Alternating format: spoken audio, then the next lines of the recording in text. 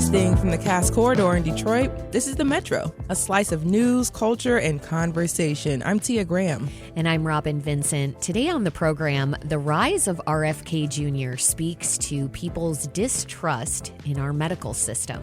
Where do you stand? And how have you taken health into your own hands? We'll take your calls.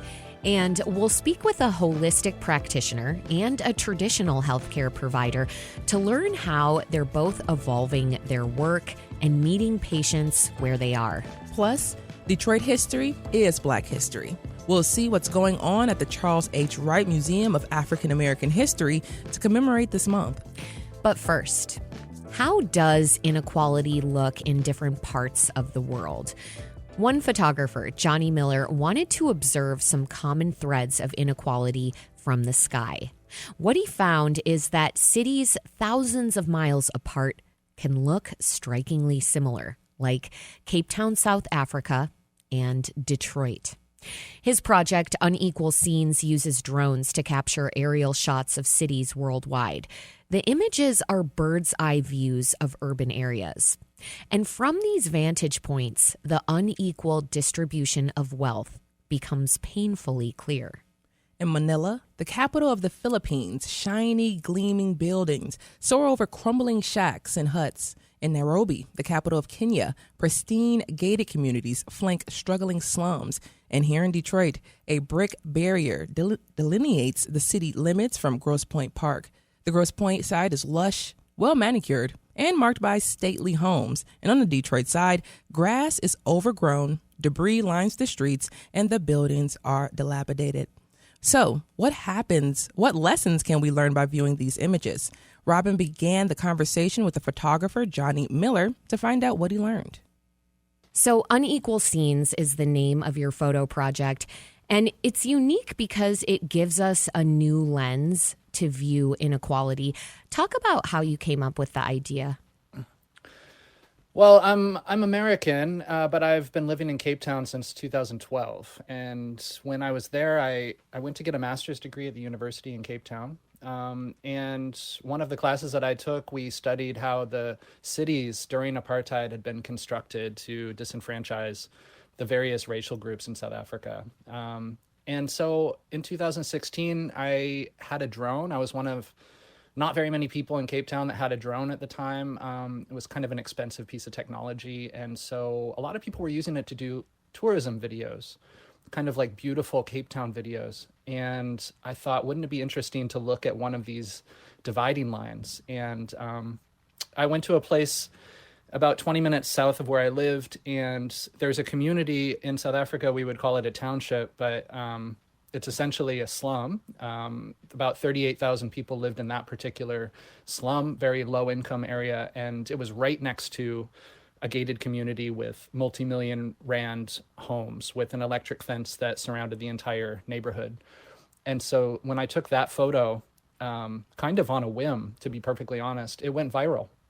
And so I still find it a little funny that this whole project started from, my Facebook page, which had 200 likes on it, but someone shared it and it went viral. And millions now people have seen that photo and the other photos in the series. And I've continued the work since then. I realize this photo project is unique because of that very reason, because it's a blend of art and activism that went viral.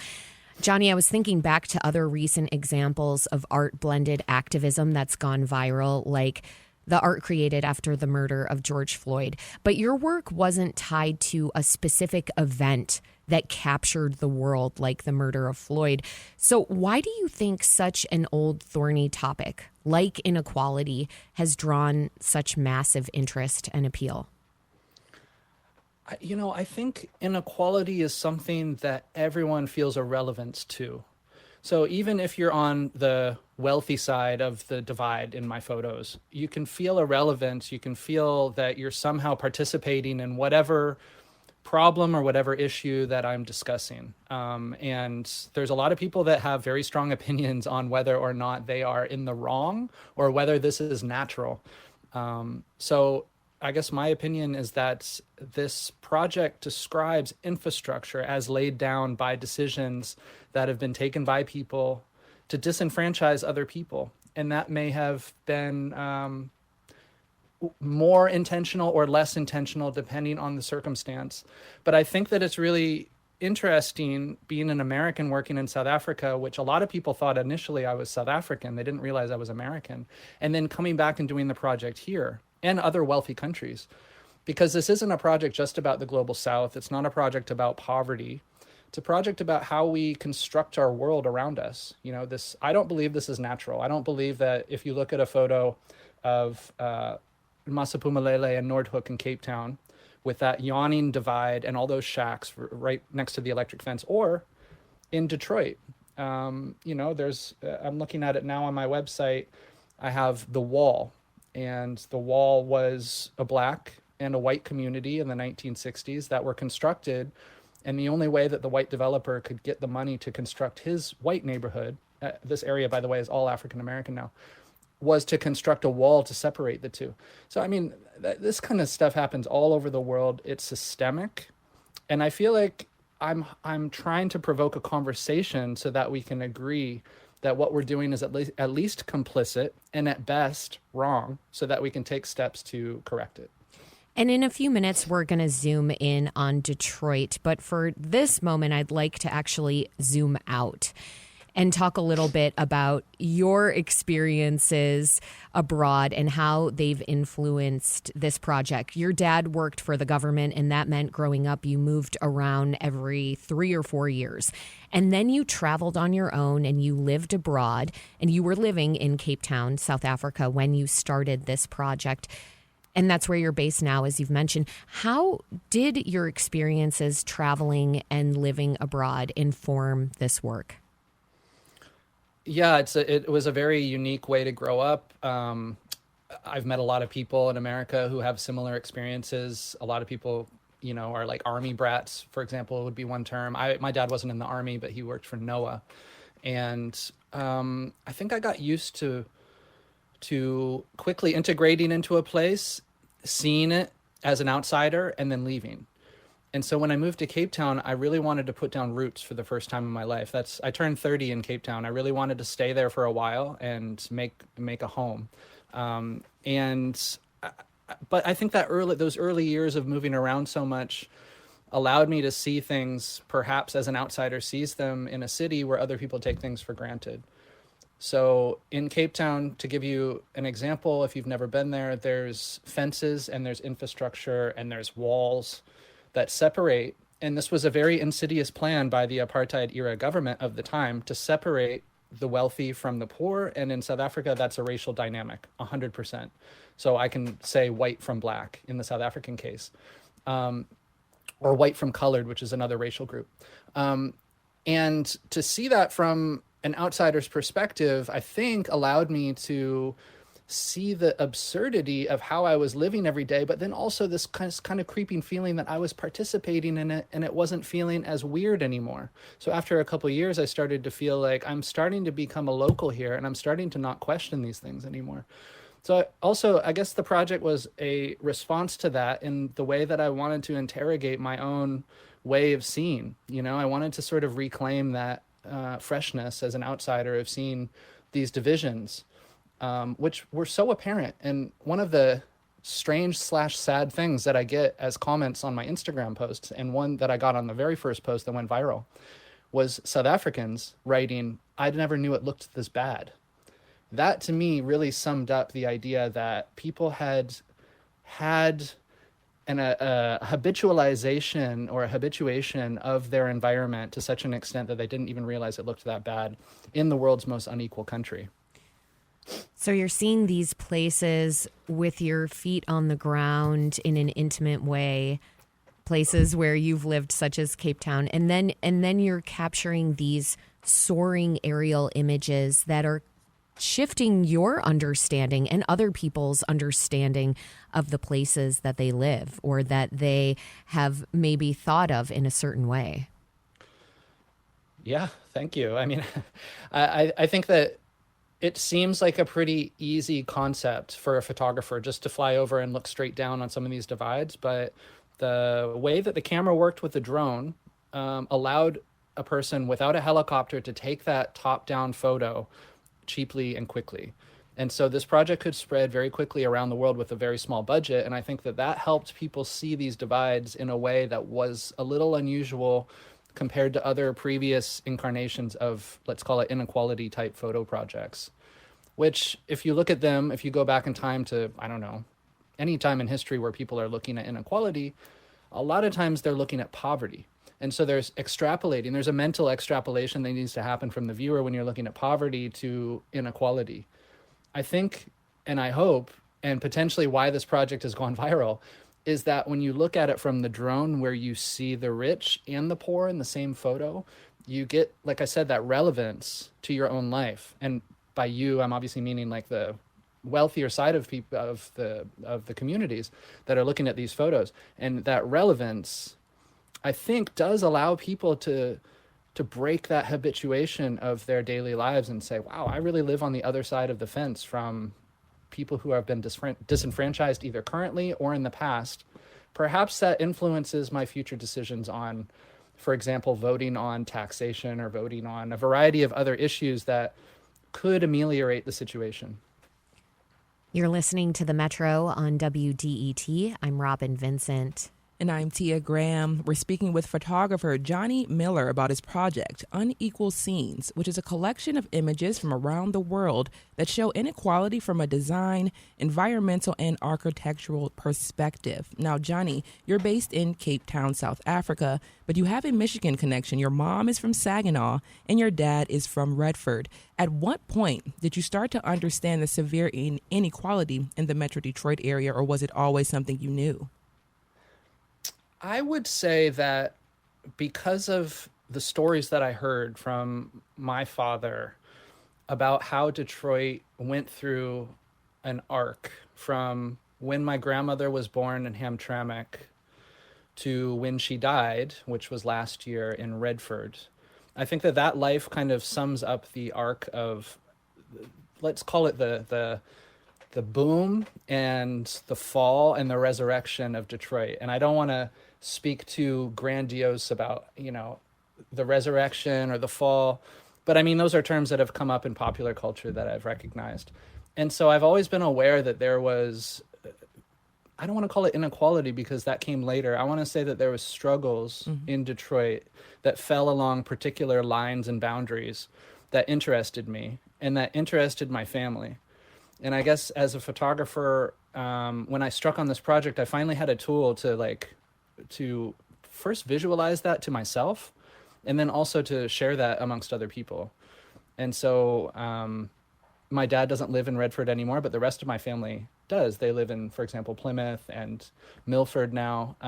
And so when I go back down there, I can see it again through the eyes of someone who has already sort of touched these issues and researched these issues in other parts of the world, and then re-engage with their ideas of growing up there and see how they map onto one another or how they don't map onto one another. And I think this conversation is something that I hope other people are having in different cities that I've photographed also, but beyond Detroit, around the world, with their family. How is growing up in this city mapping onto your experience now or my experience growing up at a different point in time and now? And Johnny, you touched on it a little bit, but I was very interested to hear your perspective about the idea of Detroit having this renaissance or this resurgence or this revival. You have the photographs, you have the pictures that you've chosen to include on the project. So I just want to know, what do you see? That question is a tricky one because when you say revival, and generally speaking around the world, when people talk about revival, I should say when we have these conversations in mass media, we're talking about some sort of economic revival. And I guess the question is, how widespread is that revival and who's benefiting from it? So from what I understand, and again, I don't live in Detroit, although I am in Saginaw talking to you right now at my mom's house, is that Detroit has bounced back to the extent that property prices have risen, tax delinquencies have gone down, people have moved back into the center of the city. There's been sort of corridors that have opened up that are incredible in terms of a particular type of revival. Whether or not that's widespread to the people who have always been disenfranchised in Detroit, whoever those people may be, I'm not the person to ask that to, but I would guess that it's probably a mixed bag. So I think that the question of like how Detroit moves into the future is something that is similar in a lot of different cities as we approach, I don't know, whatever the 21st century is offering to us as sort of like the tech-enabled future cities of the world. Is that going to be shared across the populations equally? It doesn't really seem like we're on that track. So at least in America, I've noticed that the country seems to be moving more towards a less equitable mindset slash economy slash decisions being made in cities versus less. And that to me is a little bit depressing. So I don't know if that answers your question, and I'm probably not the person to ask it to, but that is a trend I've noticed around the world. Yeah, and Johnny, you are a great person to ask this question because you've been photographing and looking at these differences and similarities across the globe, actually, of inequality. So can you describe one photo that stands out to you, especially as you were looking at the city of Detroit in this area? Sure. Oh, just a quick point. I meant specifically as a subject matter expert of Detroit. I wouldn't be the right person to ask. Yeah, Johnny. But thank you for the compliment. Well, if you're looking at a photo, I mean, particularly of Detroit, I think what's really interesting to me, and Robin mentioned it earlier, was the difference in architecture, or I should say the separation that had been implemented in the architecture between Grosse Pointe Park and the Grosse Pointe section of Detroit. So the boundary line there on the east side of the city historically has always been a challenging one. If you look at the history of Grosse Pointe Park and Grosse Pointe, you'll see that Grosse Pointe Park used to be sort of a clubby, not invite only, but applicant only residential neighborhood, which had very restrictive covenants as to who could settle there. And Detroit, being a relatively African-American, actually overwhelmingly African-American city, always was an uneasy neighbor there. And so the infrastructure, and that's primarily what I'm looking at with the drone is infrastructure, by the way, is really interesting to me because there's brick walls that have been built in between streets, like right in the middle of the streets that separate on the borderline between the city and Grosse Pointe Park. There's brick walls that have been built to separate the primarily African-American part of Detroit from what at the time was primarily white part of Grosse Pointe Park. And if you look at a map, you'll see it's actually quite difficult. You can go through on Kercheval, but you can't go through on many other roads along that section of the boundary there because they're all blocked off. And it's not something that city planners did. It was something that residents did to prevent people from coming over. And those walls, you see that in Cape Town, you see that in Nairobi. I went to Cleveland, and there's a part of Cleveland, a neighborhood in Cleveland that's exactly the same, with brick walls that have been built in the middle of city streets to separate black and white neighborhoods in the 1960s. California, St. Louis, Missouri, all over America along the boundary lines of redlining and various other types of disenfranchisements, you see this infrastructure, and we look at the Berlin Wall and we think it's so foreign and it's so horrible. We have the same exact walls in America. This isn't something that I think needs to make people feel hopeless or make people feel depressed. I think it should galvanize people that those walls were constructed by human beings, by Americans. We can tear them down as human beings, as Americans. It's just a question of will and a question of policy. Johnny, this is Robin jumping back into the conversation here in the last minute that we have. We should acknowledge you needed drones to capture these scenes in Detroit and across the world. You're the co-founder of African Drone. That's a Pan-African organization that uses drones for good. What exactly does that mean? Well, we want to encourage people to do similar work. So we want to encourage journalists. We want to encourage mapping experts, activists, and just the common person in Africa, where I'm based in South Africa, to use drones with our help for purposes of good. We obviously work against the stigma of drones as an agent of surveillance or of warfighting. We want to say that, drones can actually be used to very democratically and very at a low cost see the world around us, map the world around us, and relate to other people what's going on. And we think that's really powerful. We've had some great successes. And if you want to learn more, it's africandrone.org is the website, and we'd love your support. Photographer Johnny Miller's project Unequal Scenes gives us a lens into global inequality with aerial imagery of cities worldwide. Johnny, thanks so much for joining us on the Metro. Thank you.